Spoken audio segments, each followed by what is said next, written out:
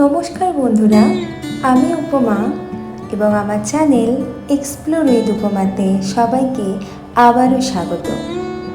বন্ধুরা, এটা বলা হয় যে শ্রীমদ্ ভাগবত গীতা শুধুমাত্র ধর্মের জন্য নয়, এটি পৃথিবীর প্রতিটি মানুষের পড়া এবং বোঝা উচিত, যাতে সে তার জীবনের সুখ, শান্তি ও সাফল্য লাভ করতে পারে।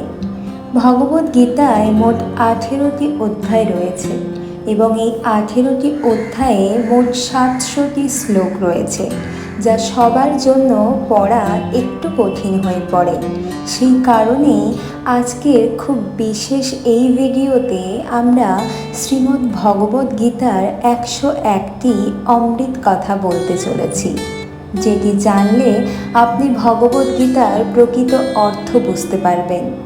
এই কারণেই আপনি প্রতিদিন সকালে এই কথাগুলি অবশ্যই শুনুন। আপনি যদি ভগবান শ্রীকৃষ্ণের ভক্ত হয়ে থাকেন তবে অবশ্যই সম্পূর্ণ শুনুন, অর্থ অসম্পূর্ণ দেখে ভুল করবেন না। ভগবদ্গীতা। যদি ভগবান আপনাকে অনেক অপেক্ষা করাচ্ছেন, তাহলে প্রস্তুত থাকুন যে তিনি আপনাকে যা চেয়েছেন তার থেকে অনেক বেশি দিতে চলেছেন। মৃত ব্যক্তিকে কাঁধ দেওয়াকে মানুষ যেমন পুণ্য বলে মনে করে, তেমন জীবিত মানুষের পাশে থাকার পুণ্য বলে ভাবতে শুরু করলে জীবন সহজ হয়ে যাবে। জীবন নিয়ে এত ভাববেন না। যে আপনাকে জীবন দিয়েছে সে নিশ্চয়ই কিছু না কিছু ভেবে রেখেছে আপনার জন্য। আমাদের অকারণ এই কোনো মানুষের সাথে দেখা হয় না। আমরা কিছু মানুষের থেকে শিক্ষা পাই আর কিছু মানুষের থেকে জ্ঞান পাই। শ্রীকৃষ্ণ বলেন, কাউকে দুঃখ দিয়ে আমার কাছে তোমরা সুখ কামনা করো না, আর কাউকে যদি ক্ষণিকের জন্য সুখ দাও তবে তোমার দুঃখ নিয়ে চিন্তা করো না। যখন কষ্ট আর কটু কথা দুটোই সহ্য হতে শুরু করবে, তখন বুঝবে তুমি বাঁচতে শুরু করেছো। কে কি করছে, কিভাবে করছে এবং কেন করছে তা থেকে যত দূরে থাকবেন ততই সুখী হবেন। আপনি হাসতে থাকলেই পৃথিবী আপনার সাথে থাকবে, নইলে আপনার চোখের জল চোখেই ঠাঁই পায় না। জীবনে যাই ঘটুক না কেন তা একটি কারণে ঘটে হয়, যা আপনাকে যোগ্য করে তোলে বা আপনাকে কিছু শিখিয়ে যায়। কাঁটা পেশাই করা শেষ ফোঁটা পর্যন্ত ছেঁকে নেওয়া। আখের চেয়ে ভালো কে জানে মিষ্টির জন্য কি কষ্ট সহ্য করতে হয়। যখন কেউ আমাদের হৃদয়ে আঘাত করে তখন আমাদের চুপ থাকাই উত্তম, কারণ যাকে আমরা উত্তর দেব না সময় তাদের জবাব দেবে। যদি কেউ আপনার ভালো কাজকে সন্দেহ করে তাহলে কোনো সমস্যা নেই, কারণ সন্দেহ সর্বদা স্বর্ণের বিশুদ্ধতার ওপর করা হয়, কয়লার কালোর ওপর নয়। মনের শান্তি জীবনের সবচেয়ে বড় উপার্জন। উপদেশ, সঙ্গ, সময় কাউকে না চাইতে দিলে লোকেরা প্রায়শই সেগুলোকে সস্তা বলে মনে করে। একজন মানুষ যত শান্ত সে তত গভীরভাবে বুদ্ধিমত্তা ব্যবহার করতে পারবেন। বন্ধুরা, পাতা না ঝরলে গাছে নতুন পাতা আসে না। কষ্ট ও সংগ্রাম ছাড়া ভালো দিনও আসে না। যে ব্যক্তি অল্পতেই খুশি তার কাছেই সবচেয়ে বেশি খুশি আসে। কিছু মানুষ তাদের দাম্ভিকতার কারণে ভালো সম্পর্ক হারিয়ে ফেলে। যতক্ষণ আপনি ভয় পাবেন ততক্ষণ আপনার জীবনের সব সিদ্ধান্ত লোকেরাই নেবে। যারা আপনাকে সময় দেয় তাদের প্রতি সবসময় অনুগত এবং ঋণী থাকবেন। জীবনে অহংকার করবেন না, কারণ ভাগ্য সব সময় বদলায়। যেমনটি আয়না একই থাকে, শুধু প্রতিচ্ছবিটুকু বদলে যায়। শান্তপ্রিয় মানুষ সুখে তাদের জীবন যাপন করে, তাদের উপর জয় বা পরাজয়ের কোনো প্রভাব পড়ে না। শ্রীকৃষ্ণ বলেন, স্বর্গের স্বপ্ন ছেড়ে দিন, নরকের ভয় ছেড়ে দিন। কে জানে পাপ কোনটা আর পুণ্যই বা কোনটা। শুধু দেখুন নিজের স্বার্থ পূরণের জন্য কেউ যেন আপনার দ্বারা দুঃখ না পায়। বাকি সব প্রকৃতির ওপরেই ছেড়ে দিন। না পয়সা বড়, যোগ্যতা বড়, খারাপ সময় যে সাথে থাকে সেই সব থেকে বড়। কেউ যদি আপনাকে নিজের স্বার্থ পূরণের জন্য মনে করে তাহলে তাকে স্বার্থপর ভাববেন না, কারণ আপনি তার জীবনে সেই উজ্জ্বল আলো যা সে অন্ধকারেও দেখতে পায়। সবাইকে নিজের গোপন কথা বলবেন না, কারণ আজ যে আপনার সাথে আছে কাল সে আপনার বিপরীত দিকেও যেতে পারে। গাছের ডালে বসে থাকা পাখি এজন্যই ভয় পায় না যে গাছের ডালটা নড়ছে, কারণ পাখি ডালের ওপর নয়, নিজের ডানার উপর বিশ্বাস রাখে। পৃথিবীতে বেশিরভাগ স্বপ্নই এটা ভেবেই ভেঙে গেছে যে লোকেরা কি বলবে। দুঃখে নিজের আঙুলে চোখের জল মোছে, আর সুখে 10টা আঙুল তালি বাজায়। যখন নিজের শরীরে এমন করে তাহলে পৃথিবীর দোষ দিয়ে লাভ কি?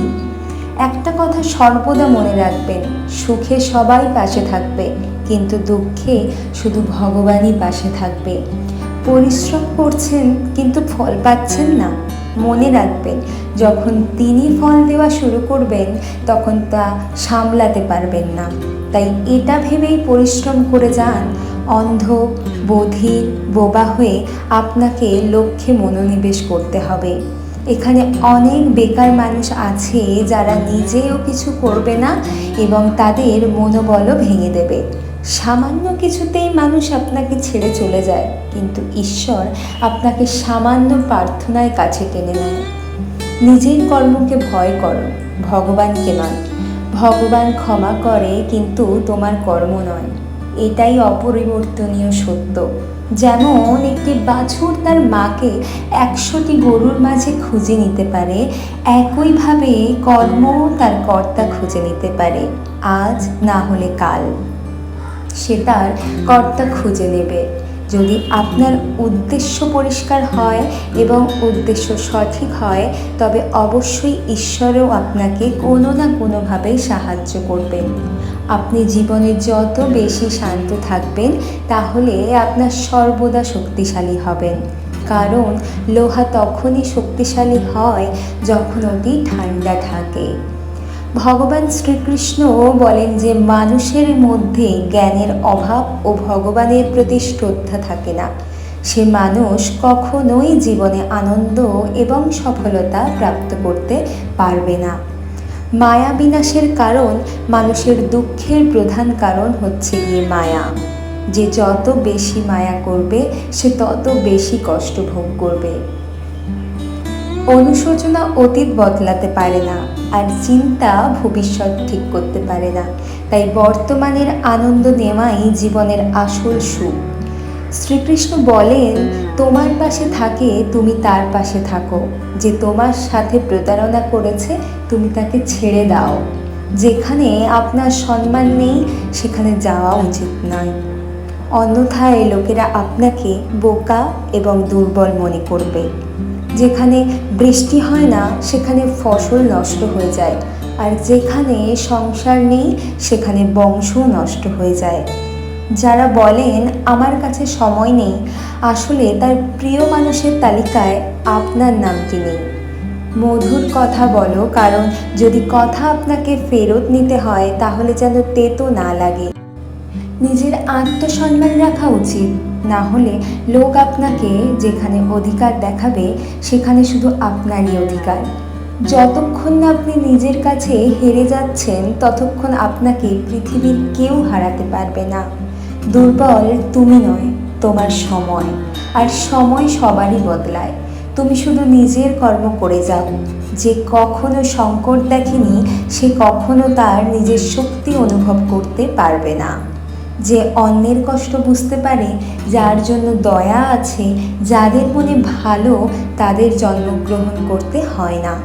কাউকে কোনো জিনিস দিয়ে অহংকার করো না, কারণ কে জানে তুমি কোন জিনিস দান করছো নাকি আগের জন্মের ধার শোধ করছো।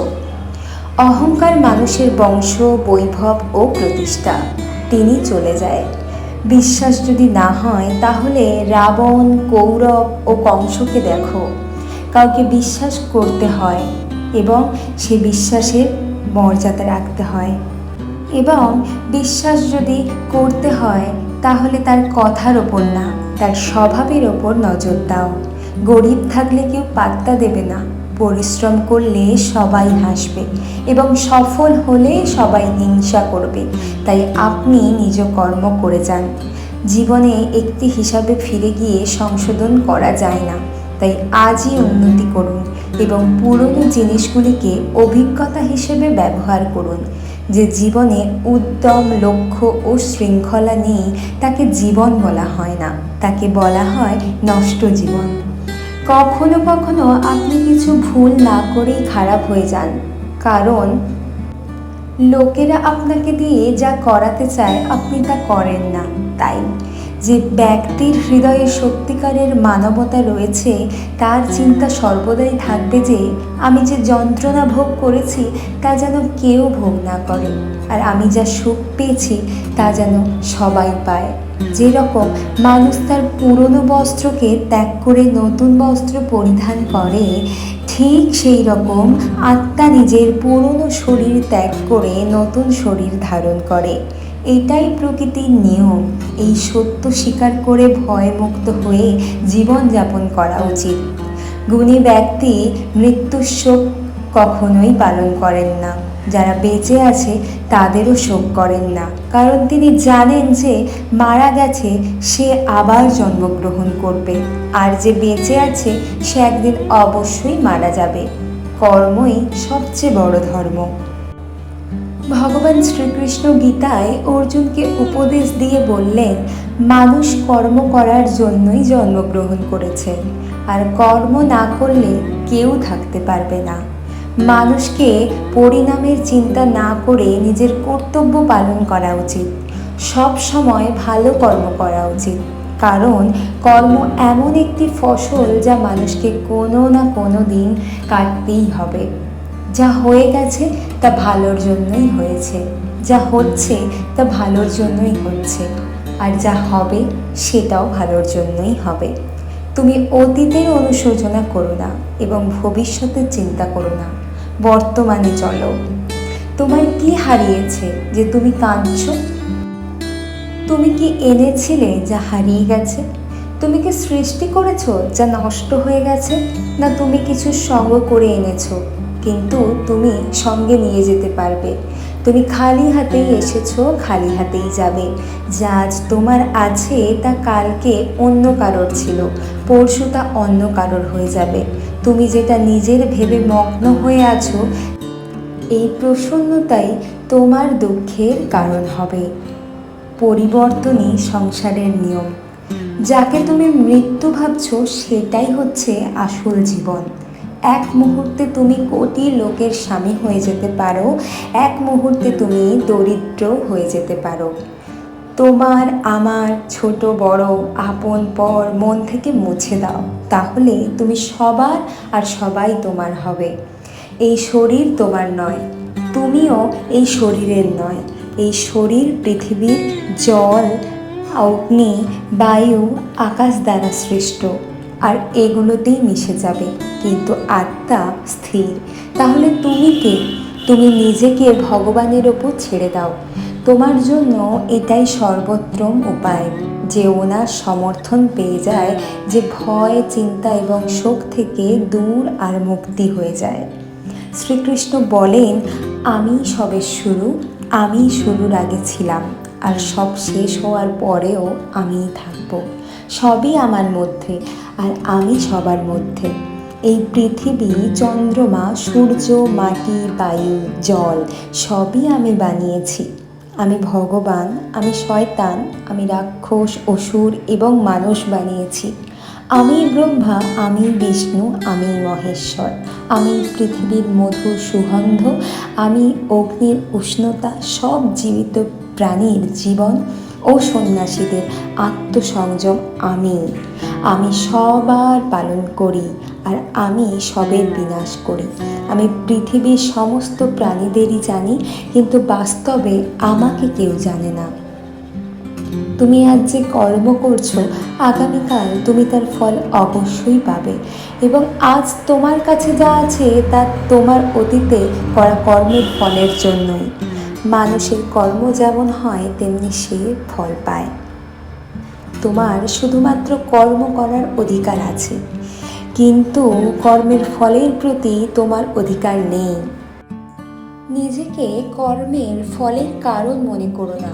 কখনো কর্ম না করা প্রতি আসক্ত হইও না। সৎকর্ম সেটা নয় যার পরিণাম সর্বদা সঠিক। সৎকর্ম সেটাই যার উদ্দেশ্য কখনো ভুল হয় না।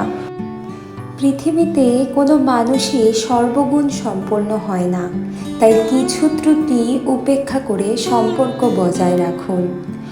অন্যের জীবনকে পরিপূর্ণতার সাথে নকল করার চেয়ে নিজেকে জেনে অসম্পূর্ণভাবে বেঁচে থাকা ভালো। যখন ভবিষ্যৎ অন্ধকার হতে শুরু করে তখন আপনাকে বর্তমানের দিকে মনোনিবেশ করতে হয়। চেষ্টা করো, সমাধান বের হবে। আজ না হলে কাল বের হবে। অর্জুনের তীরের মতো মরুভূমি থেকেও জল বের হবে।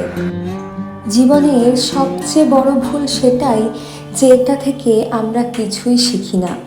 যখন আমাদের মন দুর্বল হয় তখন পরিস্থিতি একটি সমস্যা হয়ে ওঠে, এবং যখন মন স্থির থাকে তখন পরিস্থিতি একটি চ্যালেঞ্জ হয়ে ওঠে।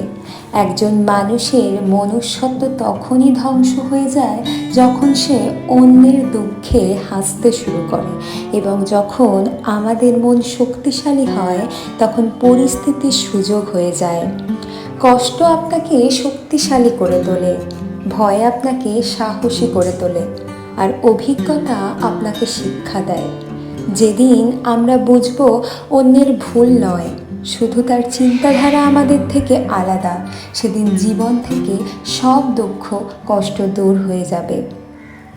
হে ভারতবংশী, দেহ মধ্যস্থ আত্মাকে কখনো হত্যা করা যায় না, তাই কোনো জীবের মৃত্যুর জন্য দুঃখ করার দরকার নেই। সময় আমাদের শেখায় যে জীবন কারোর জন্য অপেক্ষা করে না, আর কারোর জন্য থেমেও থাকে না। জীবনও তার সাথে খেলা করে যে সেরা খেলোয়াড়। কষ্ট সবার সমান, কিন্তু প্রত্যেকের সাহস আলাদা। কেউ হতাশার কারণে ভিন্ন ভিন্ন হয়ে যায়, আবার কেউ সংগ্রাম করে জ্বলে ওঠে। প্রতিটি মানুষ তার কর্মের সম্ভাব্য পরিণামের প্রাপ্ত জয় পরাজয়, লাভ ক্ষতি, সুখ দুঃখ ইত্যাদির চিন্তায় অস্থির হওয়া উচিত নয়। আপনি যদি আপনার ভুল থেকে কিছু শেখেন তবে ভুলগুলি সিঁড়ি, এবং আপনি যদি না শেখেন তবে ভুলগুলি সাগর। সিদ্ধান্ত আপনার উপরে, উঠবেন নাকি ডুবে যাবেন। সমস্যাগুলি ততটা কঠিন নয় যতটা আমরা ভাবি। কখনো শুনেছেন অন্ধকার সকাল হতে দেয়নি? দোষ খোঁজা ভুল নয়, শুধু জরুরি হওয়া উচিত নিজেকে দিয়ে। সবাই সবসময় আপনার কথা বুঝতে পারবে এমন নাও হতে পারে, তাই মাঝে মাঝে চুপ থাকাই ভালো। যখন যখন এই পৃথিবীতে পাপ ও অধর্ম বাড়বে তখন তখন আমি শ্রীকৃষ্ণ তা ধ্বংস করতে পৃথিবীতে অবতরণ করব। ক্রোধ মানুষকে নরকের পথে নিয়ে যাওয়ার দরজা। ক্রোধের ফলে মানুষের মন অশান্ত হয়ে পড়ে, সে আবেগের বশে অনেকবার নিজের ক্ষতি করে ফেলে। ভগবান শ্রীকৃষ্ণ বলেন মানুষের রাগ থেকে দূরে থাকা উচিত। যতই রাগ হোক না কেন নিজেকে শান্ত করার চেষ্টা করতে হবে। মনের ওপর নিয়ন্ত্রণ রাখা জরুরি। মানুষের মন বায়ুর মতো চঞ্চল। মন মানুষকে কামভাবনার ওপর নিয়ে যায়। যদি জীবনে সফলতা অর্জন করতে চাও তাহলে মনকে নিয়ন্ত্রণ করা অত্যন্ত প্রয়োজনীয়। মনকে বশে আনার ফলে মাথায় শক্তি কেন্দ্রীভূত হয়, যার ফলে কর্মে সফলতা পাওয়া যায়। গীতা অনুসারে যে মনের ওপর নিয়ন্ত্রণ পেয়ে গেছে সে মনে উৎপন্ন বেকার চিন্তা ভাবনা থেকে দূরে থাকে। সাথেই কোনো ব্যক্তি নিজের লক্ষ্যকে সহজেই পেয়ে যেতে পারে। যদি মনকে নিজের বশে না আনতে পারো তাহলে সেই তোমার সব থেকে বড় শত্রু হয়ে দাঁড়াবে। যে তার সমস্যাগুলির উপরে পা রেখেছে সে জিতে গেছে, আর যে সমস্যাগুলি থেকে পালিয়ে বেরিয়েছে তার জীবন নষ্ট হয়ে গেছে। জীবনে অনেকবার অনেক বড় বড় সমস্যা থেকে আমরা খুব সহজেই বেরিয়ে আসতে পারি, যেন মনে হয় কেউ আমাদের সঙ্গ দিচ্ছে, আর সেই অদৃশ্য শক্তিকে পরমাত্মা বলে। এই জন্য মনে রাখবেন, যখন পৃথিবী আপনার সঙ্গ ছেড়ে দেয় তখন ঈশ্বর আপনার হাতটি ধরে থাকে। বন্ধুরা, আজকের পর্ব এতটুকুই। আপনাদের সাথে কোনো একটি নতুন পর্বে দেখা হবে। ততক্ষণের জন্য সুস্থ থাকুন, ভালো থাকুন।